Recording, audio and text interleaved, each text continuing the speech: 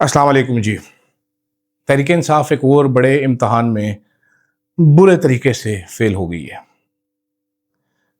बहुत ही बुरे तरीके से फ़ेल हो गई। आज शर्मिंदगी का मुकाम होना चाहिए तहरीक इंसाफ वालों के लिए, लेकिन शर्म इनको आएगी नहीं, बल्कि कम ही शर्मिंदगी इनको होगी। कुछ इस पर बात करूँगा आज।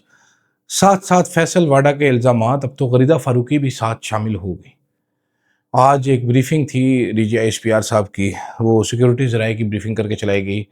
और उसके बारे में गरीदा फ़ारूकी ने कहा है कि उसमें से तो वज़ीर-ए-आज़म का नाम ही मिसिंग है ब्रीफिंग में। ये क्या कंट्रोवर्सी है? नहीं, क्या वाक़ई इस हुकूमत के चल-चलाव का वक़्त आ चुका है? महँगाई कितनी बढ़ चुकी है जनाब वाला? इस पर क्या हारून अख्तर साहब डिफेंड कर रहे हैं अपना ऑनर फैसल वाडा के अगेंस्ट, और वो इख्तियार वली साहब उन्होंने कहा है फैसल वाडा को कि वो ठंडा शरबत पिए। सारी चीज़ों पर बात करूँगा। वीडियो को एंड तक ज़रूर देखिएगा। अदील राजा, सच की आवाज। मैं हूं अदील राजा, आप देख रहे हैं मेरा यूट्यूब चैनल। सब्सक्राइब ज़रूर कीजिएगा, फीडबैक ज़रूर दीजिएगा आप लोग कमेंट्स की सूरत में। बहुत सारे लोग मेरी सेहत के मतलब पूछते हैं, उस पर भी थोड़ी सी शुरू में आपको ब्रीफिंग हल्की सी दे देता हूं। और साथ साथ जनाबे वाला मेंबरशिप और सुपर थैंक्स का ऑप्शन आपके लिए मौजूद है, और हाइप भी आप वीडियो को कर सकते हैं। तो सेहत की सबसे पहले अपडेट दे दूं। लास्ट मैंने जो आपको अपडेट दी थी वो ये थी कि मैं ठीक हूँ, मैं अभी भी ठीक हूँ। I am not very okay. मेरी एक रिपोर्ट, हार्ट एको की report was not up to the mark, जो होनी चाहिए थी वो नहीं थी, बहुत लो है मेरा EF परसेंटेज जिसको बोलते हैं। इतना होना नहीं चाहिए था जितना है, लेकिन आई एम पॉजिटिव कि बेहतरी आ जाएगी। अभी भी मेरा सांस, कोई भी ज़रा सा भी काम कोई अनएक्सपेक्टेड हो जाए तो मेरा सांस फूल जाता है। मैं उसको मैनेज करने की कोशिश कर रहा हूँ। लेकिन साथ साथ जनाबे वाला, आज 10,000 लोगों ने आना था अडयाला जेल के बाहर, इमरान खान से मुलाकात करने के लिए आना था। नहीं आए इतने लोग। एक बार फिर बड़ी बेशर्मी है तरीके इंसाफ वाले, बड़ी वैसे बेशर्म है, माजरत के साथ बुरा मत मनाइए, इधर उधर घूमते रहते हैं, याशियाँ मारते रहते हैं। अडयाला जेल के बाहर नहीं आते, आज भी नहीं आए। हालांकि इनको राना सनाउल्लाह साहब ने ठीक ठाक ताने भी दिए इस बार तो उन्होंने ये भी कहा कि भाई आप 10,000 बंदे ले आए, मैं आपसे बैठ के बात कर लूंगा, मुज़ाकरात कर लूंगा। हालांकि राना सनाउल्लाह के इस मुज़ाकरात की कोई अहमियत नहीं है। इंटरेस्टिंग चीज़ जो हुई है वो ये हुई है कि अब सलमान गमराजा साहब कह रहे हैं कि जी तहरीक इंसाफ जो है वो 3 महीनों का बजट पास करेगी और इमरान खान से बात के बगैर बजट पास नहीं करेगी। मेरा नहीं ख्याल कि ये ठीक चीज़ है। मेरा ख्याल है इनको क्लियरली कहना चाहिए कि हम सरप्लस का बजट नहीं दे रहे।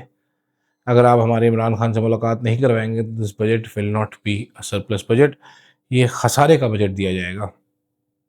साथ साथ हम ये करारदाद पास करें कि वफाक हमसे जो पैसे मांग रहा है, हम वो पैसे देने के लिए बिल्कुल तैयार नहीं है। हमारा सूबा वो पैसे नहीं देगा। 2/3 मेजॉरिटी से एक करारदाद मंजूर करवाएं और ये तरमीम कर लें आप अपने कानून के वफाक ने हमारे पैसे देने, हम नहीं देंगे। आप देखें, आप में से किसी की मुलाकात हो जाएगी। आप बार बार, अब मुज़म्मिल असलम साहब भी शहजाद अकबर से लड़ रहे हैं, उड़ उड़ के लड़ रहे हैं। वो अली अमीन के भाई फैसल अमीन खान, वो भी लड़ रहे हैं शहजाद अकबर से, वो गिल से भी लड़ते रहे हैं। भाई मसला ये, इनका मुंह बंद कर दो, इनके मुंह तोड़ के रख दो। सीधा सीधी बात है, इनको बताओ कि सालो देंगे हम खसारे का बजट, क्यों नहीं देते हो? जब मरीम नवाज खसारे का बजट दे सकती है तो तुम लोगों को क्या मसला है? क्यों नहीं देते हो तुम क्या उसका नाम है, खसारे का बजट? तुम्हें क्या मसला है? जा नहीं सकते, ये नहीं कर सकते तो करते क्या हो? मेरा ख्याल है अगर आप एनालिसिस करें, डिस्पैशनेट होकर एनालिसिस करें, तो आपको ये पता चलता है कि जनाबे वाला अब अवाम को इन लोगों पे एतबार भी नहीं रहा। सुहेल अफरीदी भी बस खो चुके हैं, वो परेशान इधर उधर फिर रहा है। कभी वो इजलास कॉल होगा, नहीं होगा। कभी वो कुंडी को कह रहा है 20 नौकरियां देंगे, MDA खान में 20 करोड़ रुपया देंगे। कभी किसको कह रहा है, ये अपनी पार्टी के लोगों से बात कर ले। लेकिन नहीं, इतना वैसे सुहेल अफरीदी बहुत ही डांफी निकला है, ऐसे माजरत के साथ बुरा मत बनाइएगा, मेरा ये कहना, माफ़ कर दीजिएगा मुझे। दूसरी तरफ जनाब आज एक ब्रीफिंग हुई, गरीदा फारूकी साहिबा ने कहा है, उस पर ट्वीट किया कि आला तरीन सिक्योरिटी ज़राए की ब्रीफिंग हुई थी। ब्रीफिंग में निगोसिएशंस में शहबाज शरीफ के किरदार की बात हुई थी, लेकिन जब ऑफिशियल प्रेस रिलीज आई तो उसमें शहबाज शरीफ का जिक्र माइनस है। मेरी इतला के मुताबिक DGI SPR साहब के साथ ये ब्रीफिंग दी। DGI SPR साहब ने उसमें बताया था कि जी जो कोई इस ब्रीफिंग, इस नेगोशिएशन में क्या हुआ, कैसे हुआ, पाकिस्तान ने क्या किरदार किया, कुछ नहीं बताया गया इनको कहा गया, DG साहब ने कहा हम नहीं बता सकते, सीक्रेट है सारा, फिर मुँह आपका। ये उन्होंने कहा सारे सवाल इकट्ठे करके इसके मतलब उन्होंने कहा हम कुछ नहीं बताना चाहते। उन्होंने कहा बस जो हुआ है हमें पता था, और वज़ीर-ए-आज़म साहब ने जो ट्वीट किया है।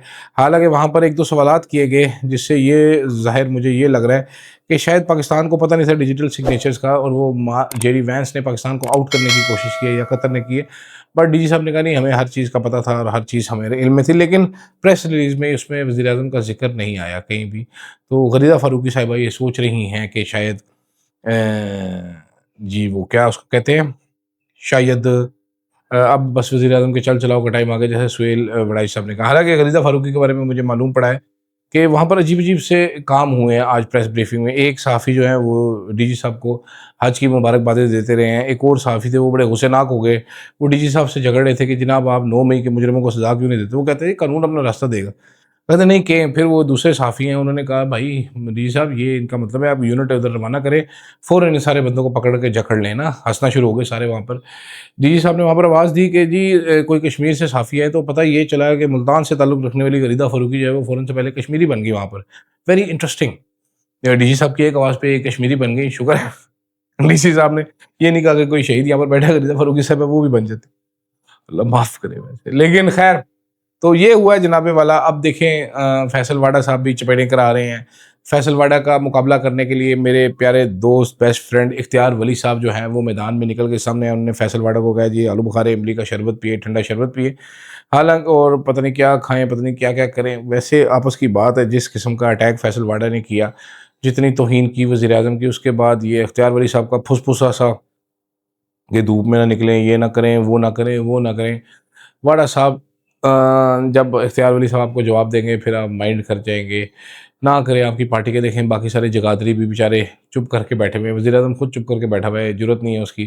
तो आप भी अभी ना करें, क्यों पहले ही आपको पता है वो आपको गाड़ी भी नहीं मिलती महकमे की तरफ से, कोई आपको लिफ्ट भी नहीं कराई जा रही, तो ऐसे ना करें। ख़बर खैर ये भी जनाबे वाला फैल रही है कि चल चलाओ का वक्त करीब से करीब तर है।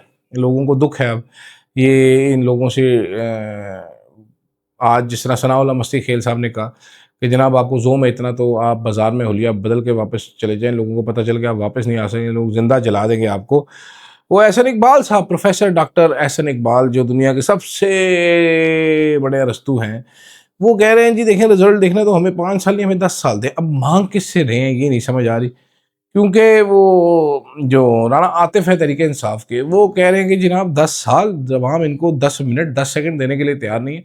और आई एग्री विद सनाउल्लाह मस्ती खेल साहब कि अवाम इनको भस्म कर दे, मतलब मुझे पकड़ाई दे दे, मैं एक आधे को तो मैं चपेड़े मारना है। लेकिन अफसोसनाक सूरत हाल ये है कि तरीके इंसाफ इस सारी चीज़ पे कैपिटलाइज करने से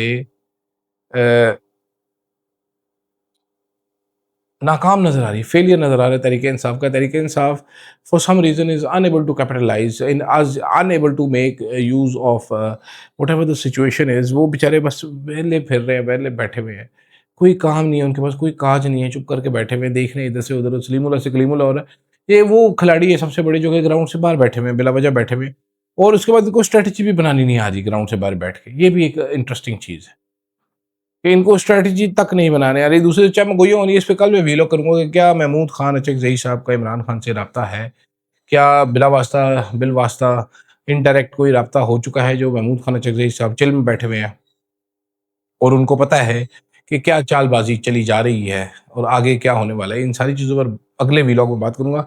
फिलहाल अभी के लिए इतना ही। मुश्किल बड़ी है, अब फिर दर्द होना शुरू हो गई है, सांस भी चल गया, तो मुझे इजाज़त दीजिएगा।